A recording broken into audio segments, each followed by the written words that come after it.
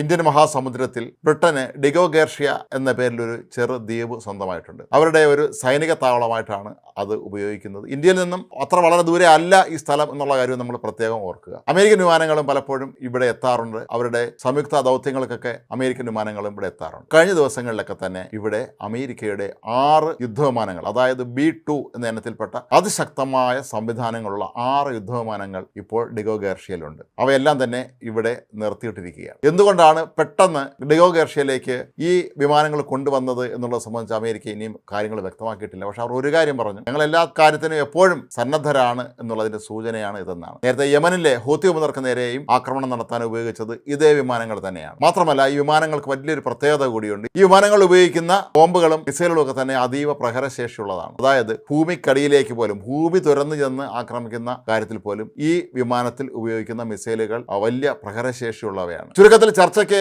Iran എന്തെങ്കിലും തടസ്സം വരുത്തുകയും അമേരിക്ക ഉദ്ദേശിച്ച ഭാഗത്തേക്ക് അവരെ കൊണ്ടുവരാനും കഴിഞ്ഞില്ലെങ്കിൽ അടിയന്തരമായി ഇറാന് നേർക്ക് അമേരിക്ക ആക്രമണം നടത്തുമെന്നുള്ളത് ഉറപ്പാണ്. ഈ ഇനത്തിൽപ്പെട്ട വിമാനങ്ങൾ, 6 വിമാനങ്ങൾ ഇവിടെ സൂക്ഷിക്കുന്നതിന്റെ പ്രധാന രഹസ്യങ്ങളിലൊന്നും അമേരിക്ക അഥവാ ഒരു വ്യോമാക്രമണം നടത്തിയാൽ അത് ഭൂമിക്കടിയിലുള്ള ഇറാന്റെ ആണവ നിലയങ്ങളൊക്കെ തന്നെ തകർക്കാൻ വേണ്ടിയായിരിക്കും എന്നുള്ളതും ഉറപ്പാണ്. ഇറാന്റെ ആണവ കേന്ദ്രങ്ങൾ തന്നെ സ്ഥിതി ചെയ്യുന്നത് പർവ്വത മേഖലകളിലാണ്. അവിടെ ഭൂമിക്കടിയിലാണ് എന്നാണ് പറയപ്പെടുന്നത് ഈ പല ആണവ നിലയങ്ങളും സ്ഥിതി ചെയ്യുന്നത്. അവിടെ ആണ് അവർ ആണവായുധങ്ങളും സൂക്ഷിച്ചിട്ടുള്ളത്. ഏതായാലും അമേരിക്കയ്ക്ക് വളരെ കൃത്യമായി അറിയാം ഇതെവിടെയൊക്കെയാണ് ഇവർക്ക് ആണവ നിലയങ്ങളുള്ളതെന്ന്, ആണവായുധങ്ങൾ എവിടെ സൂക്ഷിച്ചിട്ടുണ്ടെന്നുള്ള കാര്യമൊക്കെ ഭംഗിയായിട്ട് അറിയാം. അതുകൊണ്ട് തന്നെ ചർച്ച പൊളിഞ്ഞാൽ മിനിറ്റുകൾക്കകം ഈ B-2 ഇനത്തിൽപ്പെട്ട അമേരിക്കയുടെ അതിഭീകരന്മാരായ പോർവിമാനങ്ങൾ ഇറാനിലേക്ക് പറന്നെത്തുകയും അവരുടെ ആണവ കേന്ദ്രം ആദ്യം തകർക്കുകയും ചെയ്യും. പിന്നീട് അങ്ങോട്ട് അവിടെ അമേരിക്കയുടെയും ഒരുപക്ഷെ ഇസ്രായേലിൻ്റെയൊക്കെ തന്നെ ഒരു വിളയാട്ടമായിരിക്കും നടക്കുന്നത്. ഇസ്രായേലും അങ്ങനെ ഒരു ആക്രമണം ഉണ്ടായാൽ അതിൽ പങ്കെടുക്കണമെന്ന് നേരത്തെ തന്നെ ട്രംപ് ഇസ്രായേൽ പ്രധാനമന്ത്രി ബെഞ്ചമിൻ നെതന്യാഹുവിനോടും ആവശ്യപ്പെട്ടിരുന്നു.